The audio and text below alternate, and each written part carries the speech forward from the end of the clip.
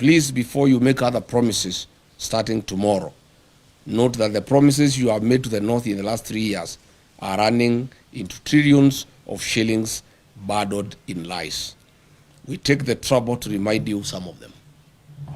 Mr. President, on 25th of November 2023 at Loyangalani Cultural Center in Marsabit County, while attending the Marsabit Lake Turkana Cultural Festival, you openly lied to the residents of Marsabit that they will be connected to the national electricity grid through Lake Turkana wind power by the year 2024. We are in 2026 and the status quo remains. Mr. Ruto, you lied that power main grids would be constructed immediately in the towns of Moyale, Marsabit and North Hall. Zero works have commenced. As Ramadan nears, please give these Kenyans power.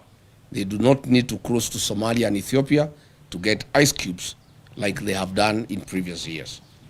Mr. Ruto, you lied that the Ministry of Mining, Blue Economy and Maritime Affairs would construct with immediate effect fish landing sites and fish processing zones in Turkana County. 3 years later, all we see is cattle rustling and ravaging drought. William Ruto, you lied that the Turkana University College would be granted a charter by the year 2024 to be a fully fledged public university. As usual, where is the university charter for Turkana University for the last 3 years? Mr. Ruto, you lied that FGM would be dealt with accordingly and perpetrators be held accountable. Today, the prevalence of FGM in Marsabit County is at 83%, ranking Marsabit County as the third highest country in Kenya in FGM prevalence.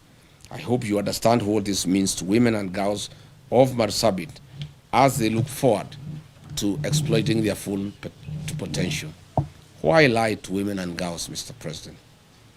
Between 4th and 7th February 2025, William Ruto toured Mandera, Wajir, Isiolo, Marsabit, and Garissa counties, and as usual, made a cocktail of promises, deceit, and open lies, as he'll be doing in the next 3 days as he heads to the north. On 4th February 2025, in Mandera town, he promised to end marginalization and inclusive development. A year later, Mandera County has no roads, no sewage system, the drought is killing camels, the children of Mandera study at the trees.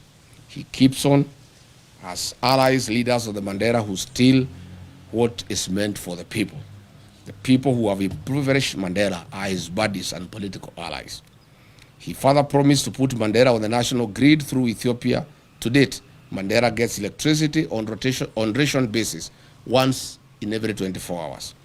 The president promised to put 1.2 million acres of land in Mandera Triangle along River Daua under irrigation. To date, no progress has been reported. On the same date, at Mandera Teachers Training College, he promised to support improvements in educational infrastructure and increase teacher recruitment in Mandera and Northeastern region, which single school has been built since then.